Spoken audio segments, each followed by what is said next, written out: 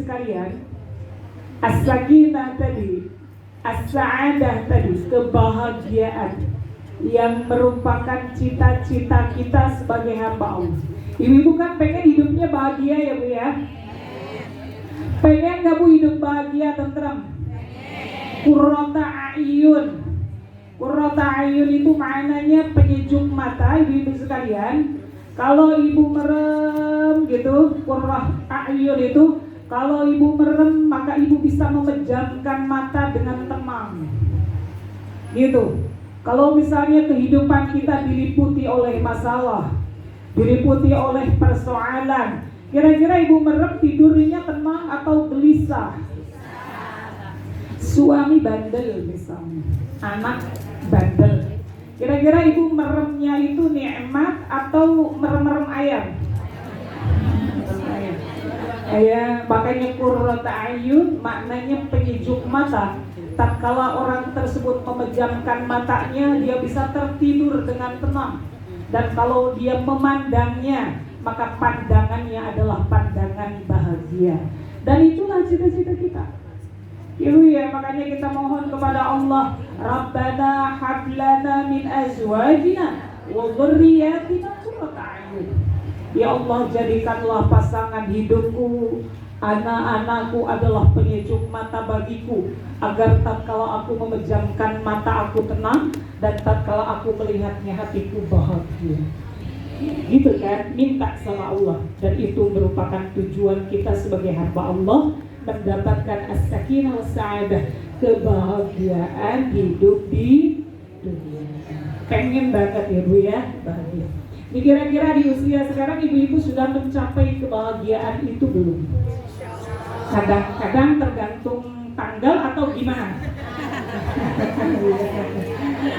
Kadang-kadang ya Bu ya. Gitu. Nah, iya. Nah sekarang pertanyaannya ibu sekalian, saya pengen di dunia jannah, di dunia itu ada surga, as-sa'adah as-sakinah. Surga itu adalah kebahagiaan dan ketentraman batin, kebahagiaan dan kesenangan hidup.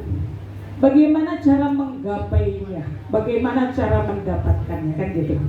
Ya Bu ya. Saya mencari kebahagiaan, kesenangan itu pada makanan. Makanya tiap hari saya kulineran. Tiap hari saya padangan. Dapat sih senangnya cuma sebentar. Sudah gitu nyesel. Ya Allah, kenapa sih saya makan jeroan, kan saya kolesterol kan gitu. Jadi ujungnya menyesal. Ya, ternyata kesenangan dan kebahagiaan yang hakiki itu tidak bisa kita dapatkan pada makanan. Cuman sekedar lezat saat lewat aja, udah di perut nyesel. Kan saya mau diet.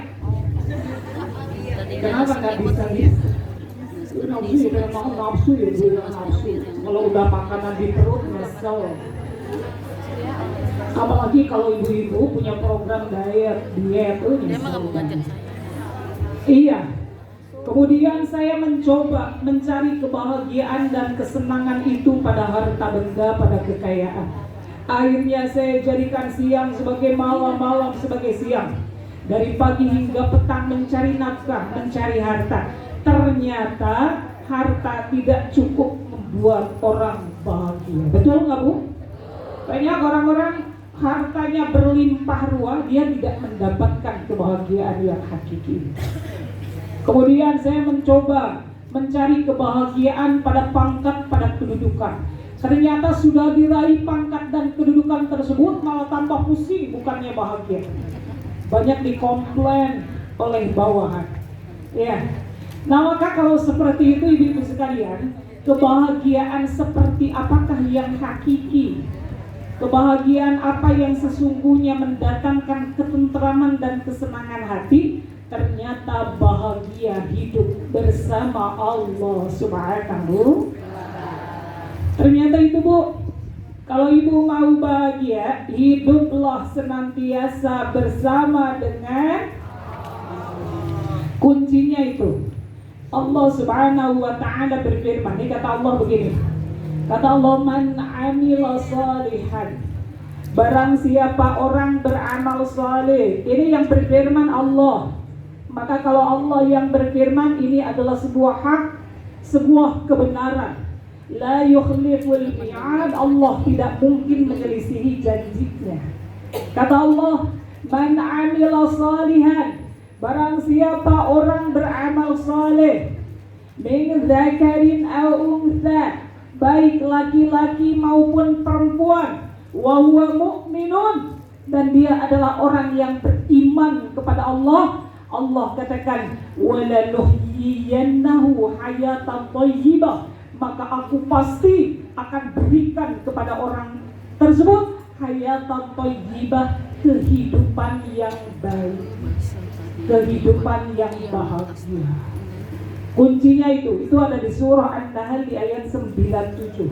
Nanti sampai rumah ibu boleh buka Al-Qur'annya, ibu baca, kemudian ibu tadabburi. Kuncinya, jika Allah ingin memberikan as-sakinah, as-sa'adah, hayatan thayyibah, kehidupan yang baik kepada kita, maka hendaklah kita selalu bersama Allah dengan beriman dan beramal saleh. Itu kuncinya.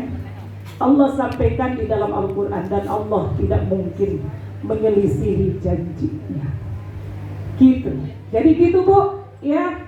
Ternyata kalau ibu mau bahagia, tidak perlu mencari kebahagiaan pada makanan, tidak perlu mencari kebahagiaan pada travelingan, gitu ya. Tidak perlu mencari kebahagiaan pada harta benda. Carilah kebahagiaan itu dengan iman dan amal salih. Niscaya Allah akan memberikan hayatan thayyibah, akan berikan kepadanya kehidupan yang baik. Begitu, ini sekalian. Para ulama mengatakan, sesungguhnya Bu, di dalam hati kita ada luka. Betul Bu? Kata para ulama, sesungguhnya di dalam hati kita ada luka. Yang luka itu tidak akan sembuh kecuali dengan mengingat dan bersandar kepada Allah. Tuh, ya. Kemudian kata para ulama, sesungguhnya di dalam hati kita ada kegersangan, ada kekeringan, ada kehausan. Yang kekeringan itu tidak dapat terpenuhi, tidak dapat tenang dan tentram kecuali kembali kepada Allah dengan mengingatnya. Itu kata para ulama. Kuncinya itu. Kemudian sesungguhnya di dalam hati seorang hamba ada husnun, ada kesedihan. Yang kesedihan itu tidak dapat sembuh kecuali kembali kepada Allah. Dalam hati manusia ada kegelisahan, ada kekhawatiran, tidak akan tenang kecuali dengan mengingat Allah. Ada api-api penyesalan, tidak akan padam api tersebut kecuali ridha pada ketentuan Allah dengan memeluk kesabaran dan ketabahan. Seperti itu ibu-ibu sekalian. Artinya Bu, kalau hati kita mau tenang, mau tentram, maka kembalilah pada Allah, senantiasa merasa bahagia bersama. Gitu. Cuman masalahnya nih Bu, masalahnya seorang ulama mengatakan bahwa zikrullah zikrullah dawa wa zikrun nas, zikrullah wa zikrun nas dawa. Kebalik nggak ibu-ibu? Nggak ngerti sudah ya. Ya zikrun nas wa zikrullah dawa.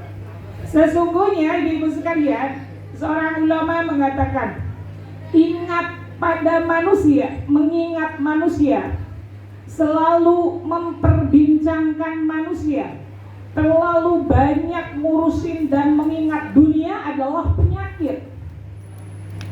Gitu. Penyakit yang bisa mengeraskan hati. Itu Bu, kalau kita terlalu banyak ngomongin manusia, terlalu banyak ngurusin dan ngomongin masalah dunia dengan menghilangkan hak Allah dalam hati kita, ketahuilah sesungguhnya itu membuat hati kita keras. Ya, jadi Ibu terlalu banyak ngomongin gosip artis hari ini, gosip politik hari ini Bu, itu membuat lama-lama hati kita menjadi semakin keras. Maka sebaik-baik mukmin, kata Rasulullah SAW, adalah tarkuhu man la ya'ni. Dia meninggalkan sesuatu yang bukan urusannya. Supaya apa? Supaya hatinya menjadi lembut dan tenang. Sebab zikrullah dawa, mengingat Allah itu adalah obat. Mengingat Allah itu adalah obatnya. Sedangkan terlalu banyak mengingat manusia, terlalu banyak memperbincangkannya, itu adalah penyakit yang merusak hati dan menyebabkan kolbu kita semakin keras. Jadi min husnil islamil mar'i tarkuhu man la ya'ni. Salah satu keelokan akhlak seorang muslim adalah dia meninggalkan sesuatu yang bukan urusannya. Jangan terlalu fudul, jangan terlalu kepo, jangan terlalu banyak tajasus, memata-matai kehidupan orang lain, kemudian memperbincangkannya. Karena itu menyebabkan hati menjadi semakin keras. Kalau hati sudah keras, ibu-ibu sekalian, sulit sekali mengingat Allah. Kalau hati sudah keras, sulit sekali lisan berzikir menyebut asma Allah. Kalau hati sudah semakin keras, sulit sekali dia untuk ibadah kepada Allah. Ya, maka banyak mengingat Allah, jangan banyak mengingat manusia, supaya hati kita tidak terhijab dari rahmat Allah. Gitu, ya Bu ya. Jadi bagaimana caranya nih Bu supaya kita bahagia? Adalah bersama dengan Allah. Oleh karena itu ibu-ibu sekalian, Rasulullah SAW pada satu hari ketika beliau membonceng Abdullah bin Abbas. Jadi Abdullah bin Abbas ini adalah sepupu Rasulullah SAW, putranya Abbas bin Abdul Muttalib. Rasulullah naik untanya atau kudanya, kemudian Sayyiduna Abbas itu dibonceng oleh Rasulullah di belakangnya. Dan ini nih Bu, dalam ilmu tarbiyatul aulad, ya Bu ya, dalam ilmu pendidikan anak, nah mungkin boleh ke anak ini, apalagi anak-anak kita sudah remaja, sudah sulit diajak bicara, ya Bu ya, atau juga mengajak bicara kepada anak-anak. Ibu-ibu sekalian, pelajaran dari hadis ini adalah jadikan momentum kita berada di atas kendaraan untuk ngobrol dengan anak. Kenapa? Sebab kalau berada di dalam kendaraan hatinya senang. Kalau hatinya senang, dia mudah menerima nasihat. Nah itu tuh ya, Rasulullah SAW pun demikian. Ketika beliau berjalan di atas kendaraan membonceng Abdullah bin Abbas, Rasulullah memberikan nasihat. Abdullah bin Abbas itu lahir 2 tahun sebelum hijrah. Maka ketika Rasulullah wafat usianya sekitar 12 tahun atau 13 tahun. Kata Rasulullah begini, ya gulam, kata Rasulullah, ihfadillah, jagalah ketaatan kepada Allah nih. Kalau kita mau ditolong Allah, kalau kita mau hidup sa'adah sakinah, kata Rasulullah, ya gulam ihfadillah, wahai anakku, senantiasa jagalah ketaatan kita kepada Allah, baik ketaatan yang wajib maupun ketaatan yang sunnah, menjauhi yang haram maupun menjauhi yang makruh. Itu namanya taat. Ihfadillah, jagalah ketaatan kepada Allah, yahfazaka, niscaya Allah akan menjagamu. Kalau kita mau dijaga oleh Allah, maka jagalah ketaatan kita kepada. Kemudian kata Rasulullah, ihfazillah tajidhu tujahaka, jagalah ketaatan kepada Allah, niscaya Allah, engkau akan selalu menemukan Allah ada di hadapanmu. Maknanya Allah selalu menjadi wali untuk memberikan pertolongan kepadamu. Jadi tuh kalau kita tuh pengen selalu ditolong oleh Allah dalam segala urusan, ihfazillah, jaga dulu ketaatan kita kepada Allah, tajidhu tujahaka, niscaya Allah akan selalu berada di hadapanmu maknanya Allah akan selalu memberikan pertolongan kepadamu, menjadi walimu saat engkau kesulitan. Idza sa'alta fas'alillah, kata Nabi, kalau engkau mau minta sesuatu, mintalah hanya kepada Allah. Wa idza sta'anta, kalau engkau memohon pertolongan, fasta'in billah, mintalah pertolongan kepada Allah. Nah ini kuncinya, ya. Kuncinya hayatan thayyibah, kehidupan yang baik, kehidupan yang bahagia adalah jaga ketaatan kepada Allah. Kalau mau minta sesuatu, mintalah kepada Allah. Kalau minta tolong, maka iyyaka na'budu wa iyyaka nasta'in, minta tolonglah hanya kepada Allah. Niscaya Allah tajidhu tujahaka, akan selalu berada di hadapanmu saat engkau menemukan kesulitan dalam kehidupan. Oke, kuncinya begitu, ibu sekalian. Ini udah gimana nih? Ini udah pada ngantuk kayaknya nih. Lanjutin apa udahan aja nih? Lanjut ya, baru 30% materinya. Allah. Kemudian kalau mintalah hanya kepada, kalau minta tolonglah hanya kepada Allah. Ini namanya bersama dengan Allah tuh begitu. Bersama dengan Allah. Kalau kita dihadapkan pada kesulitan, yang pertama kali diingat adalah, kira-kira ibu-ibu sekalian, kira-kira ya, kalau kita lagi susah, kalau kita lagi sulit, yang ada dalam benak kita siapa Bu? Allah bukan? Kayaknya bohong gitu itu. Benar, serius. Ya ngapain tuh Bu? Kalau ingat Allah ngapain lagi? Salat malam curhat. Iya gitu Bu. Jadi kalau misalnya kita menghadapi sesuatu, kita menginginkan sesuatu, yang diingat jangan manusia, ingat dzikrun nas. Ingat sama manusia itu penyakit. Makanya disebutkan kalau kita berharap pada manusia adalah kekecewaan yang direncana. Gitu. Ya Allah, saya ingat gitu sama dia, dulu dia ditolong nih sama saya. Ketika dia susah, saya selalu ada untuk menolongnya. Begitu kita WA, ibu-ibu sekalian, orang itu tahu kayaknya nih orang mau minta tolong. Akhirnya WA-nya Bu jangankan dibales, dibaca aja enggak. Pura-pura sibuk. Akhirnya kecewa lah hati kita. Kecewa ibu sekalian. Pada akhirnya amal yang sudah kita bikin menjadi rusak. Gara-gara apa? Kita ungkit-ungkit kebaikan kita kepadanya. Itu kalau kita berharap pada manusia, maka sesungguhnya kita sedang mempersiapkan diri untuk kecewa. Makanya yang harus pertama kita ingat adalah Allah. Itulah yang disebut selalu bersama Allah. Idza sa'alta fas'alillah wa idza sta'anta fasta'in billah.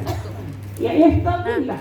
Selalu menjaga ketaatan kepada Allah. Yang diingat adalah Allah. Maka inilah yang disebut orang tersebut selalu bersama dengan Allah dalam hidup. Innama ashku basi wa huzni ilallah. Kata Nabi Ya'qub alaihissalam, sesungguhnya aku selalu sandarkan hatiku saat sedih hanya kepada Allah Subhanahu wa ta'ala. Jadi di atas sejadah dia meraung-raung menangis, di hadapan manusia dia berwajah ceria. Kenapa? Dia sudah tumpahkan segala keluh kesahnya hanya kepada Allah Subhanahu wa ta'ala. Seperti itulah orang-orang yang akan ditolong oleh Allah, sebab dia menjadikan Allah sebagai walinya. Ya. Nah oleh karena itu ibu sekalian, dulu ibu sekalian, di masa salaf, di masa lampau, itu para ulama kalau ketemu tuh suka saling memberikan nasihat, suka saling memberikan wasiat. Kalau mereka tidak ketemu, dikatakan mereka saling berkirim surat. Saking apa Bu? Saking ukhuwah Islamiyah di antara mereka kuat, yaitu menginginkan kebaikan untuk saudaranya. Nah ini Bu, nih persaudaraan ini harus dibangun. Asasnya ini seperti yang terjadi pada masa salaf, para salafus salih di masa lampau, yaitu menginginkan kebaikan kepada saudaranya seperti dia menginginkan kebaikan untuk dirinya. Kalau ketemu mereka saling berwasiat, saling memberikan nasihat. Kalau tidak berjumpa maka mereka saling berkirim surat. Kalau hari ini WA. Gitu. Karena apa? Ya Allah, saya menginginkan saudara saya selamat di dunia maupun selamat di. Kira-kira hal seperti ini masih berlaku nggak Bu hari ini? Kalau kita nasihatin orang malah tersinggung. Ya, emang saya kenapa gitu ya? Kok dinasihatin ya? Tapi inilah yang dilakukan oleh para salafus salih masa lampau. Di antaranya disebutkan Ibu sekalian, apakah yang disampaikan oleh mereka para salaf kepada sahabat-sahabatnya, kepada teman-temannya untuk saling berwasiat dalam kebaikan? Mereka menyampaikan satu hadis. Kata mereka, man aslaha sariratahu aslahallahu alaniyatahu. Tulis gitu. Kalau ketemu mereka saling memberikan nasihat. Fulan gitu. Man aslaha sariratahu aslahallahu alaniyatahu. Kalau nggak ketemu saling berkirim surat. Apa makna itu sekalian? Kata mereka, barang siapa menjaga hubungan dengan Allah saat dia sendirian. Ini yang paling berat. Yang paling berat adalah menjaga hubungan dengan Allah saat dia sendirian. Kalau lagi sendiri nih, betul-betul jaga hubungan dengan Allah. Kadang-kadang ini sekalian sholat, kita nih sholat. Kalau depan orang semangat berbuat baik. Kalau depan orang semangat. Tapi hal itu teruji saat kita sendirian. Ketika tidak ada orang yang melihat, maka para salaf di masa lampau saling memberikan nasihat. Kata mereka, man aslaha sariratahu, barang siapa orang menjaga hubungan baiknya dengan Allah saat dia sendirian. Saat dia sendirian tetap takut, tetap khauf kepada Allah dengan menjalankan semua yang wajib maupun yang sunnah, maka perhatikan kata Rasulullah SAW, aslahallahu alaniyatahu, maka Allah akan menjaga apa yang nampak darinya di hadapan manusia. Allah akan jaga. Kadang-kadang ibu-ibu sekalian, kadang-kadang kita suka kepleset gitu ya di hadapan orang. Mungkin kepleset lisan kita, mungkin kepleset sikap kita. Karena kadang-kadang apalagi nih Bu, salah satu cara untuk mengetahui karakter seseorang itu dengan bersakar dengan orang tersebut lalu kemudian bermalam dalam sakar itu. Jadi Bu, kalau Ibu mau tahu nih orang sebenarnya kayak gimana sih gitu, jalan tuh sama dia bermalam. Jalan, dia pergi sakar itu maknanya melakukan perjalanan jauh. Nanti ketahuan nih orang karakternya kayak gimana, nih orang pemarah, nih orang gak sabaran. Karena biasanya dia melakukan sesuatu secara spontan. Sesuatu yang dilakukan secara spontan tanpa pencitraan itu akan muncul kalau dia pergi bareng-bareng itu dalam waktu yang agak panjang. Ketahuan gitu. Makanya Ibu sekalian, kalau misalnya nanya ya, Ibu tahu nggak orang ini kayak gimana? Tahu gitu. Soalnya saya tetangga, soalnya saya temannya, belum tentu Ibu sekalian. Ya Rasulullah SAW memberikan indikator, memberikan ukuran. Kalau engkau ingin tahu bagaimana keadaan karakter seseorang, satu, pergilah safar dengannya. Yang kedua, bermuamalahlah dengannya dalam urusan uang. Tuh, orang tuh kalau sudah urusannya uang kadang-kadang jadi gelap mata, buruk-buruknya jadi kelihatan, jelek-jeleknya jadi ketahuannya. Orang kelihatan amanah, jujur atau tidak, berikan kepadanya amanah uang. Kalau dia benar-benar bisa amanah, berarti benar orang ini sadil, orang ini jujur, orang ini benar. Tapi kebanyakan orang tidak mampu menjaga amanah ketika memegang uang. Gitu ya, gitu ya Bu ya. Jadi bahkan Afwan akhir-akhir ini kita mendapati Iya, kita mendapati ada seorang tokoh yang kelepasan. Saya tidak ingin ikut-ikut menghujat, namanya manusia, ya ibu sekalian. Ya seperti itulah. Kadang-kadang suka keluar hal-hal yang di luar kontrolnya. Ya, cuma ibu sekalian, ini kan jadi pelajaran juga bagi kita. Jadi pelajaran. Seringkali ini kita silap lidah. Seringkali kita salah di dalam bertutur kata yang membuat orang kemudian tersinggung atau terluka. Gimana caranya, Bu, supaya Allah menjaga yang nampak dari kita di hadapan manusia? Tadi Rasulullah mengatakan, man aslaha sariratahu, jagalah hubungan baik dengan Allah saat engkau sendirian, niscaya Allah akan menjaga darimu apa yang nampak di hadapan manusia. Gitu. Jadi ini kalau kita sering banget salah nih di hadapan orang, mungkin ada masalah saat kita sendirian hanya bersama dengan Allah. Mungkin kita kurang bersungguh-sungguh saat kita sendirian beribadah kepada Allah, sehingga Allah enggan menjaga apa yang nampak dari kita di hadapan manusia. Itu kuncinya seperti itu, Ibu. Nah, itu yang pertama, nasihat yang pertama. Kemudian para ulama menulis lagi nasihat. Kata beliau, man aslaha ma baina wa bainallah. Barang siapa engkau menjaga dirimu, antara dirimu dengan Allah Subhanahu wa ta'ala, menjaga hak-haknya Allah. Hak-hak Allah kita jaga, yang wajib kita jaga, yang sunnah kita jaga. Maka kafallahu bainahu wa bainan nas, maka Allah akan mencukupi antara dirimu dengan manusia.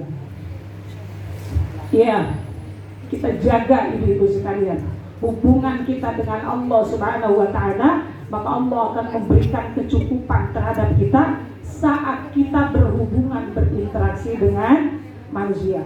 Kemudian dikatakan wa man ihtamma bi amri akhiratihi. Nah, ini penting, Bu.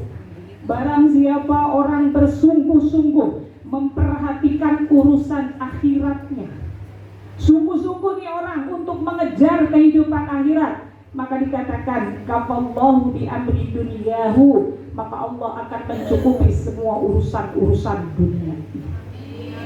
Gitu ya ibu-ibu sekalian. Jadi inilah nasihat yang selalu diwasiatkan antar salaf kepada salaf yang lain, untuk selalu menjaga hubungan dengan Allah, agar Allah menjaga hubungan kita dengan manusia. Seperti itu ya, ini insya Allah kedekatan kita dengan Allah akan mendatangkan kebahagiaan dan ketentraman yang sesungguhnya di dalam hati kita, insya Allah. Banyak zikir kepada Allah, banyak mengingat Allah. Karena zikir, kata Imam As-Sa'di, paling tidak memiliki dua faedah besar. Pertama adalah tariqah wal mursyid ila hubbillah. Zikir itu adalah jalan, zikir itu adalah mursyid untuk membuat hati kita cinta kepada Allah. Kalau kita ingin hati kita dicinta kepada Allah, maka banyaklah berzikir. Zikir adalah tariqah wal mursyid. Zikir adalah jalan dan pembimbing bagi hati kita untuk cinta kepada Allah Subhanahu wa ta'ala. Kemudian yang kedua, paling tidak, kata Imam As-Sa'di, ibu sekalian, zikir itu mencegah lisan kita dari ghibah dan namimah. Jadi kalau kita banyak zikir astagfirullah, astagfirullah, astagfirullah, maka insya Allah lisan kita akan terjaga dari ghibah, lisan kita akan terjaga dari buhtan, lisan kita akan terjaga dari dusta, lisan kita akan terjaga dari namimah. Allah, ini adalah fadilah zikir. Kemudian berikutnya ibu sekalian, kita sampai jam 11 ya, sedikit lagi ya ibu-ibu ya. Masih kuat nggak, Bu? Ya, ganti posisi. Mau selonjoran, kalau yang di depannya Rio, ya. Tapi kalau si Jama insya Allah masih kuat gitu ya. Ini saya udah setengah jam begini, insya Allah ibu masih kuat dikit lagi. Ya, saya ingin sampaikan ibu oleh-olehnya ya, mudah-mudahan bisa kita amalkan di rumah. Karena kata Allah Subhanahu wa ta'ala tadi disebutkan, barang siapa yang dapat kehidupan yang baik, kehidupan keluarga yang baik, kehidupan yang baik, kehidupan di dunia yang baik. Kita tuh suka minta sama Allah, Rabbana atina fid dunya hasanah wa fil akhirati hasanah wa qina adzabannar. Ya Allah, saya pengen dapat kehidupan di dunia tuh yang baik ya Allah. Kan gitu ya, yang terhindar dari berbagai masalah-masalah gitu, yang terhindar dari berbagai fitnah, terhindar dari berbagai keburukan baik pada lisan maupun pada badan. Pengen baik ya Allah kehidupan saya di dunia, pengen baik juga kehidupan saya di alam akhirat. Suka minta begitu sama Allah. Maka Allah Subhanahu wa taala mengatakan, bagaimana supaya dapat hayatan thayyibah itu, kehidupan yang hasanah, kehidupan yang baik. Kata Allah tadi, man amila shalihan, barang siapa beramal shalih wa huwa mu'minun, dalam keadaan dia beriman kepada Allah. Jadi ibu, intinya ibu ya, oleh-oleh yang kita bawa pulang hari ini tadi, bagaimana supaya kita dapat kehidupan yang baik tadi ya, bersama dengan Allah tadi sudah disebutkan, adalah hendaklah kita memperhatikan amal soleh. Itu yang harus kita perhatikan, yaitu amal soleh. Sebab di dalam Al-Quran dikatakan, wal baqiyatus salihatu khairun inda rabbika thawaban wa khairun amalan. Di dalam surah Al-Kahfi dikatakan, ibu-ibu sekalian, sesungguhnya mathalul wadrib mathalal hayati dunia, kata Allah, sesungguhnya perumpamaan kehidupan dunia ini seperti air, seperti air yang turun dari langit, bercampur fakhtalata bihi nabatul ard, bercampur dengan tanah, tumbuh pohon. Pohon tersebut rindang dan hijau. Kan gitu ya Bu ya. Maknanya ibu-ibu sekalian, kehidupan dunia itu berjalan sangat cepat. Dan kehidupan manusia itu tidak tetap dalam satu keadaan. Dia pasti akan berubah-ubah. Tadinya lahir dalam keadaan lemah, kan gitu. Kemudian menjadi kuat, puncak kekuatan di usia berapa tahun Bu? 40 tahun. Sesudah 40 tahun dia kemudian kembali melemah. Seperti daun, tumbuh dikasih air dari langit menjadi daun yang berwarna hijau. Jadi hijau kan daunnya Bu ya? Itu maknanya menunjukkan orang dalam keadaan kuat. Tapi fa'asbaha hashiman, kemudian daun tersebut dengan cepat akan menjadi kering. Hashiman itu maknanya kering, hancur. Kakeknya Nabi, sering saya sampaikan, kakeknya Nabi namanya Hashim karena beliau suka menghancurkan, meremukkan roti untuk diberikan kepada jemaah haji yang datang ke Makkah. Maka disebut Hashiman. Iya, pohon kan gitu, hijau, kemudian fa'asbaha bima'ana sur'ah, dengan cepat. Hashiman, dia menjadi kering. Kalau sudah kering terderuh ria, dia akan tertiup angin, jatuh ke tanah. Kalau sudah jatuh ke tanah, daun tersebut jadi tidak bernilai, disapu, dimasukin ke tempat sampah. Begitu tuh manusia, tidak akan selamanya kuat, tidak akan selamanya gagah, tidak akan selamanya jaya. Dia tidak tetap dalam satu keadaan.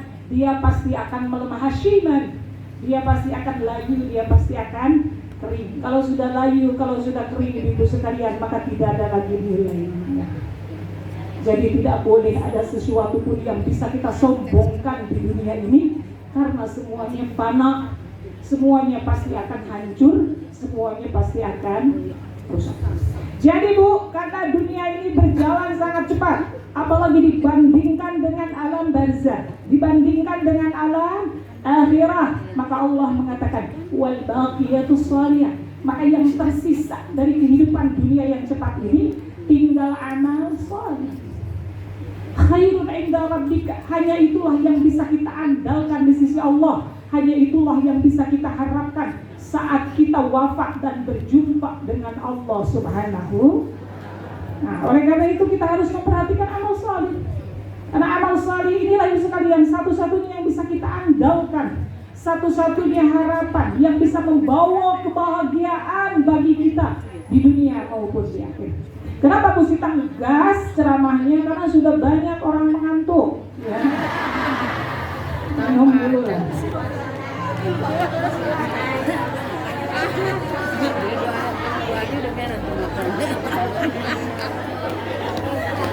Yang ngantuk pada bangun, alhamdulillah.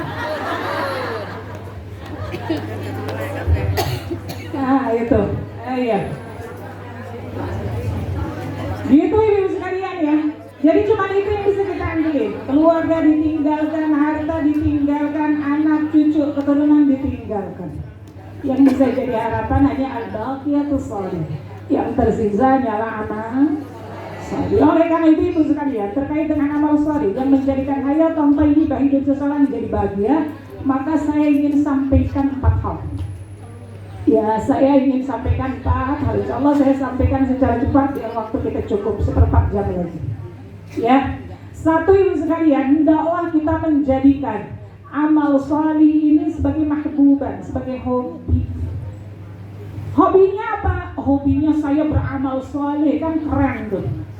Jadikan resolusi tahun 2025. Hobi saya adalah beramal salih. Hobi saya adalah sedekah. Hobi saya menyenangkan orang. Hobi saya mengangkat kesulitan orang. Hobi saya bayarin utang orang. Bukan hobinya berhutang sama orang, tapi hobi bayarin utang orang. Nah, itu kan amal salih. Iya. Kenapa kita harus menjadikan amal salih ini sebagai mahbuban? Namanya hobi, namanya kegemaran itu ibu sekalian. Dia akan melakukannya dengan senang. Kan gitu ya? Dia akan melakukannya dengan ringan, tidak terbebani. Orang kalau senang sholat bu, ya Allah saya senang banget sholat malam. Sholat malam adalah hobi saya. Maka dia akan bangun di malam hari dengan ringan.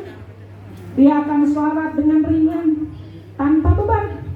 Tapi kalau orang menjadikan sholat itu sebagai beban, ya Allah baru juga sholat, ini udah azan lagi, kan gitu. Kenapa dia baru sholat udah azan lagi? Soalnya sholat tuh jam 2:30 ya. Baru selesai salam udah azan. Tapi bu, kalau kita menjadikan amal salih sebagai mahbuban, sebagai hobi ibu sekalian, maka itu kita akan mengerjakannya dengan riang, dengan serius. Ibu misalnya hobinya masak. Kira-kira kalau ibu pegang kenceng seneng nggak? Seneng banget ibu. Ibu-ibu hobinya misalnya melantunkan qasidah. Suara ya Allah kalau pegang mic rasanya bahagia. Mana beratnya? Pengennya melantunkan. Iya kan? Gitu, ya pun demikian. Maka Syekh Hatim Al-Ansar disebutkan dalam kitab Ayyuhal Walad. Kata Syekh Hatim begini, kenapa kita harus menjadikan amal salih sebagai hobi ini? Sebab begini. Kata beliau, inni nazartu khalqi, saya sudah melihat banyak sekali makhluk. Wa ra'aitu likulli minhum mahbuban wa ma'syuqan. Dan saya melihat setiap makhluk itu pasti punya mahbuban wa ma'syuqan, punya kegemaran, punya hobi, sesuatu yang disenangi. Kan ibu-ibu juga punya ya Bu ya. Kira-kira kegemaran ibu-ibu di sini apa? Jangan-jangan ibu-ibu nggak punya hobi ini? Punya ya. Hobi saya padangan tuh udah fix ya. Hobi saya. Gitu kata Syaitin gitu bu. Likul liminu mahbuban wa ma'syuqan. Dan saya melihat pasti setiap orang tuh punya kegemaran, punya hobi, sesuatu yang disukai. Lalu kata beliau, dan adapun dari mahbubannya itu, dari hobinya itu, ada yang menemaninya ila maradil maut, menemaninya sampai dia sakit menjelang kematian. Dia sukanya koleksi tas, masih menemani saat dia sakit. Begitu lagi terasa sakitnya dilihat tasnya, ya Allah, tas saya kira-kira bisa sembuh ya sakitnya. Gitu, kalau dia senangnya koleksi cincin, begitu dia sakit coba bawa cincin itu. Gitu ya, kalau dia senangnya koleksi kerudung, ya Allah dijejerin kerudung. Kan gitu orang lain masing-masing ya. Ada orang senangnya jalan-jalan aja dari pagi jalan sampai sore. Itu mah yang suka di jalan-jalan gitu ya. Beda lagi. Beda lagi. Ya, gitu. Kemudian kata Syekh Hatim, ada juga orang yang hobinya itu menemaninya ila syafiril qabr, sampai dia dibawa ke liang lahat pada kuburnya. Masih temenin. Rasulullah SAW katakan, ya ba'ul mayyit salasa. Mayit itu kalau digotong maka dia diikuti oleh 3 hal. Ya rijil aiznan wa yabqal wahid. Yang 2 pulang, yang 1 tetap menemaninya di barzah. Siapa yang pulang? Yarji ahluhu wa maluhu. Pulang keluarganya dan hartanya. Wa yabqal wahid. Apa yang tinggal? Wa amaluhu. Yang tinggal adalah amalnya. Gitu. Makanya tuh hartanya Bu menemaninya ila syakaril qadar, sampai dia dimasukin ke liang lahat, kemudian pulang. Gak ada hartanya yang dibawa masuk ke dalam kubur. Hatta kaos kaki bolong ibu-ibu sekalian nggak bisa masuk ke dalam kubur. Nggak bisa. Ibu punya cincin yang disayangi, boleh nggak tuh ikut di kubur? Tidak boleh harta masuk, dibawa ke dalam. Yarji, dia pulang ibu-ibu sekalian. Maka yang setia menjadi anisun, yang setia menemaninya saat dia bari dan fil qabr, saat dia sendirian di dalam kubur, hanyalah amal. Maka kata Syekh Hatim, kalau begitu, ketika saya tahu banyak bawahannya satu hobi yang setia bahkan menemaniku saat sendirian di alam kubur, tidak aku temukan kecuali pada amal salih, maka aku jadikan amal salih sebagai hobi. Sebab hanya dialah yang setia menemaniku bahkan sampai aku sendirian, tidak punya teman di alam barzah. Gitu, Ibu ya. Jadi jadiin amal salih sebagai hobi. Itu yang pertama. Kemudian yang kedua, ibu sekalian, terkait dengan amal salih, maka bersegeralah melakukannya. Kalau ada peluang amal salih datang pada kita, segera melakukannya, jangan ditunda. Jangan ditunda-tunda. Kenapa jangan ditunda-tunda? Kata para ulama, sesungguhnya kalau amal salih datang pada seseorang, itu artinya Allah membuka pintu kebaikan baginya. Maka segeralah masuk, segeralah ambil, sebab kita tidak pernah tahu kapan Allah menutup pintunya. Jadi jangan suka menunda-nunda. Kata Rasulullah, badiru bil amal fatanan, segeralah melakukan amal sebelum datang fitnah kepadamu. Jangan suka menunda-nunda. Begitu azan dikumandangkan, cepat sholat. Begitu ada niat dalam hati kita mau duha, ibu cepat ambil air wudu, sholat duha. Ya, kadang-kadang kan kita mah begitu ibu ya. Ada niat dalam hati tuh nggak langsung kita respon. Niat mah ada, alhamdulillah. Cuman rasanya kaki mau dilangkahkan tuh kebiasaan, entar dulu. Ini padahal udah beres nih Bu, kerjaan rumah udah beres. Kemudian muncul dalam hati, mau sholat duhaan, kemudian mau baca yasin. Kan gitu ibu, ternyata ibu sekalian, kita mau bangun, handphone bunyi. Ya Allah, handphone saya bunyi, kayaknya ada yang penting ini. Ternyata yang penting itu di grup lagi rame ibu sekalian, ngobrolin si fulana. Udah akhirnya dibaca, ikut komentar gitu ya. Kemudian akhirnya bentar, kemarin ya benar-benar kata anak, katanya ada Kamis murah, buka dulu Shopee, buka dulu Lazada. Udah gitu kelamaan pegang handphone, ngantuk gitu sekali. Tidur dulu, bangun-bangun setengah 12 siang, waktu duhanya udah habis. Ini kita kadang-kadang sering begitu. Giliran datang 1/3 malam, lihat jam, ya Allah baru 2:30, masih lama, subuh kan jam 4 lewat. Tidur lagi. Padahal tuh Allah sudah bangunin biar agak lamaan sholat tahajudnya. Sekarang subuh jam 4 lewat, kalau bangun jam 3 apalagi setengah 4 sholat tahajud cuma dapat surat Al-Kafirun sama Al-Ikhlas aja. Pendek waktunya kan gitu. Akhirnya kita bentar tidur lagi. Jam 3 nyala lagi tuh alarm. Dilihat masih jam 3 malah di luar hujan lagi. Tidur lagi. Setengah 4 tuh Allah masih bangunin. Allah maha baik masih bangunin. Setengah 4 ya Allah tapi ini ngantuk banget. Bentar. Akhirnya subuh berkumandang. Lewatlah waktu untuk melaksanakan sholat malam sebab dia menunda-nunda amal. Apalagi dalam urusan sedekah itu sekalian. Itu kadang-kadang muncul kan dalam hati kita, ya Allah saya mau sedekah bulan ini sama ibu saya mau sedekah. Ya dalam hati sedekahnya 500.000 kayaknya bulan ini lagi banyak ya. Itu Bu kalau nggak langsung kita respon tuh cepat banget berubahnya hati ya. Cepat banget berubahnya hati. Dipikir-pikir kayaknya 500.000 kebanyakan.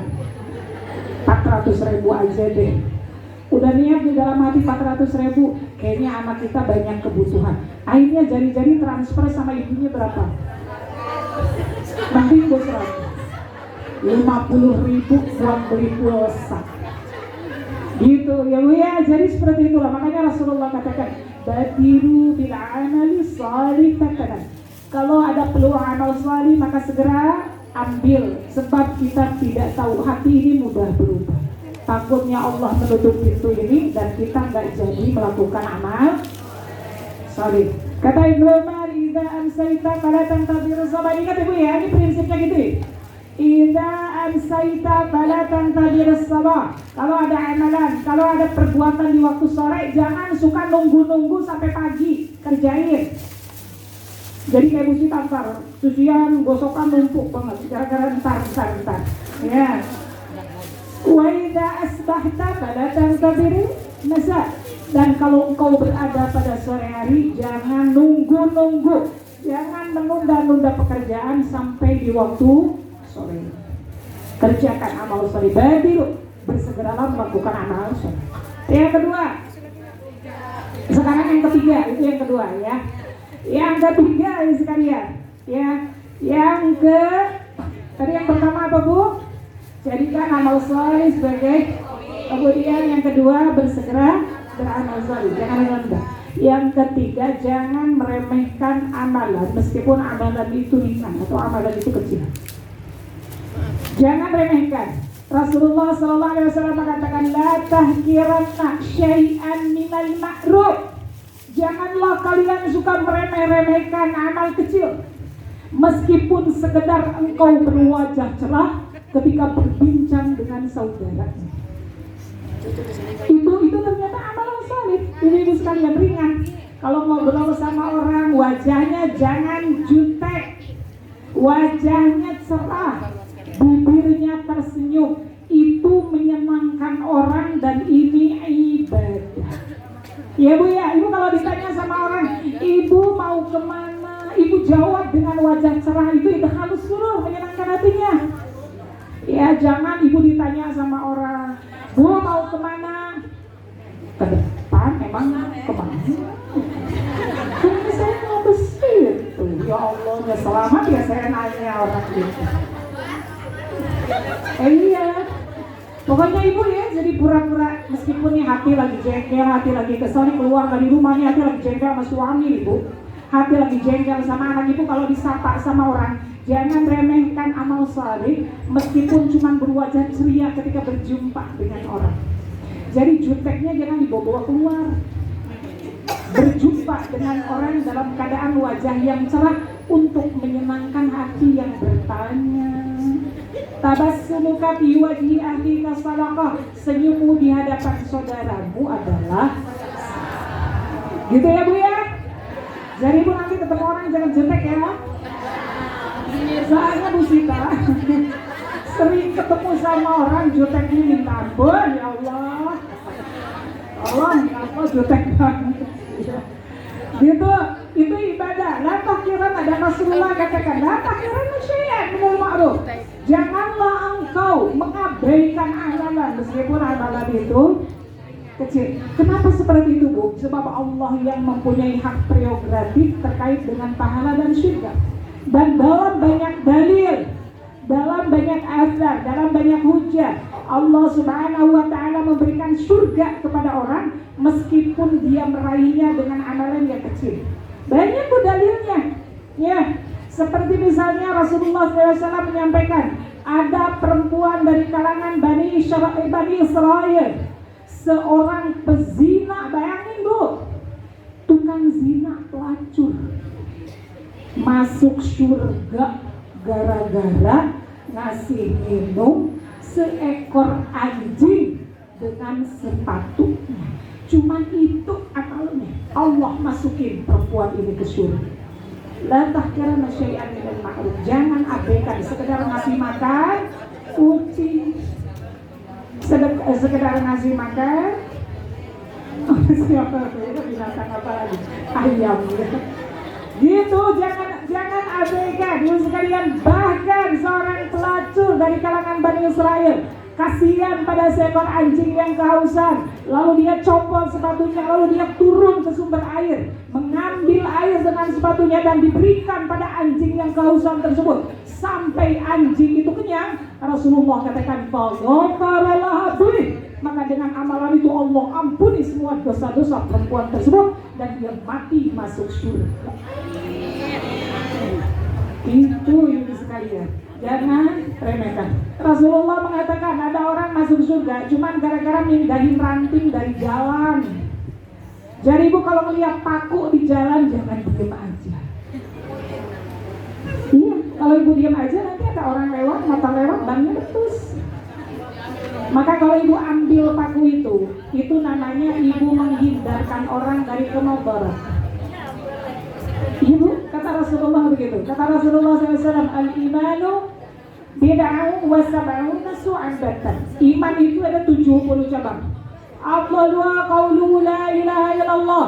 Paling tingginya iman adalah ucapan la ilaha illallah.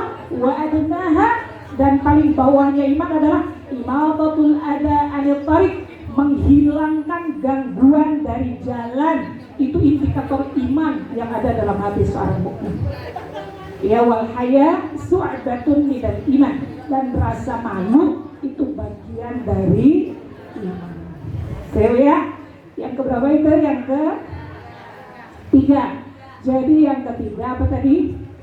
Jangan meremehkan amal meskipun amal itu kecil, meskipun amal itu rendah. Kemudian terakhir sekalian yang keempat itunya banyak ya, tapi saya ingin sampaikan ini. Jangan suka menyia-nyiakan waktu. Ya, waktu itu ibu-ibu sekalian adalah modal yang Allah berikan kepada kita untuk beramal soleh. Jadi waktu itu adalah modal. Dan setiap pergeseran waktu ibu sekalian, pergantian menit, pergantian detik, pergantian jam, itu nggak gratis. Akan dihisab, dipertanggungjawabkan di hadapan Allah. Kata Rasulullah, tazulu qadamal 'abdi yaumal qiyamah hatta yus'al an arba'. Tidak akan berjalan kaki seseorang pada hari kiamat sehingga dia ditanya terkait dengan 4 hal. Salah satunya adalah an umri bima afna. Salah satunya adalah tentang umur, tentang waktu, untuk apa engkau gunakan. Jadi ini Bu, hari ini jam sekian sampai jam sekian ibu ngapain tuh, kan ditanya Bu, dihisab di hadapan Allah Subhanahu. Maka pelitlah terhadap waktu. Para ulama dari kalangan salaf adalah orang-orang yang pelit terhadap waktu. Jam sekian. Contoh ibu sekalian terakhir dari kalangan salaf, ada seorang ulama, beliau pelit banget dalam masalah waktu. Bahkan kata Hasan al-Basri, dari kalangan para salaf terhadap waktu itu lebih pelit daripada pelit terhadap dirham dan dinar. Ya, contoh misalnya ada seorang ulama ibu sekalian, beliau saking hemat, saking pelit terhadap waktu, beliau memilih kalau makan hubzun, kalau makan roti itu dicelupin ke kuah. Jadi kalau makan hubzun, kalau makan roti dicelupin ke kuah daripada makan roti kering. Kenapa seperti itu? Dihitung-hitung sama beliau, Kalau tuh makan roti dicelupin ke kuah, ngunyahnya sebentar. Ibu-ibu yang pada nggak punya gigi ini ngerasain. Kalau makan mesti dicelupin biar ngunyahnya nggak susah. Ya, celupin. Beliau selalu begitu, dan itu 30 tahun beliau lakukan seperti itu. Kalau makan dicelupin ke kuah, daripada beliau makan roti yang hubzun yang kering. Kenapa seperti itu? Kata beliau, saya hitung-hitung. Roti yang dicelupkan ke kuah itu ngunyahnya lebih sebentar dibandingkan dengan makan roti kering. Dan waktunya itu perbedaannya bisa saya gunakan untuk membaca kitab, menulis kitab, atau menyalin kitab.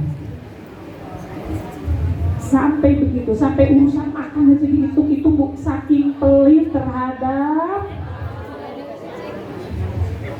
itu. Kalau kita sengaja makan daging yang keras gitu ya, yang dikunyah nggak lembut, atau makan apa tuh yang dari Jawa tuh yang keras bu.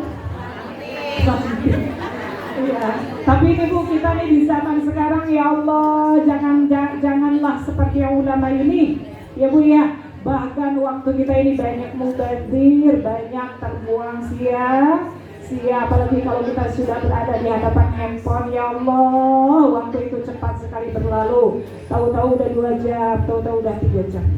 Habis waktu kita untuk perkara yang sia-sia. Baik, mudah-mudahan Allah memberikan kita taufik, mudah-mudahan Allah memberikan kita hidayah. Sebab beramal saleh itu tidak mudah kecuali ada taufik, ada bimbingan dari Allah Subhanahu wa Ta'ala. Demikian yang bisa saya sampaikan, tepat jam 11 sudah 1 jam. Ya, kira-kira ada tanya jawab atau langsung doa? Langsung doa. Baik, kita akhiri kajian ini dengan sama-sama berdoa. Ini kita di penghujung tahun 2024 dan kita akan masuk 2020. Waktu cepat sekali berlalu. Itu maknanya, ibu-ibu sekalian, kita berjalan sudah jauh sekali, dan sebentar lagi ya kita akan sampai pada perjumpaan dengan Allah Subhanahu wa Ta'ala. Oleh karena itu kita mohon kepada Allah, mudah-mudahan Allah memberikan taufik, Allah memberikan bimbingan. Sisa hidup kita ini dibimbing oleh Allah, diberikan hidayah oleh Allah, selalu berada dalam kebaikan, selalu berada dalam ketaatan. Allah kumpulkan kita dengan orang-orang yang saleh. Allah mudahkan kita untuk beramal saleh. Allah senantiasa memberikan penjagaan kepada kita, keluarga kita, suami kita, sehingga kita selamat di dunia dan mendapatkan keselamatan di alam akhirat. Ala dunia wa likulli niyatin salihah jami'an syamilah wa ila tarati nabiyil mustafa Muhammadin sallallahu alaihi wasallam bi barakati ummul kitab al-Fatihah. Bismillahirrahmanirrahim. Alhamdulillahirabbil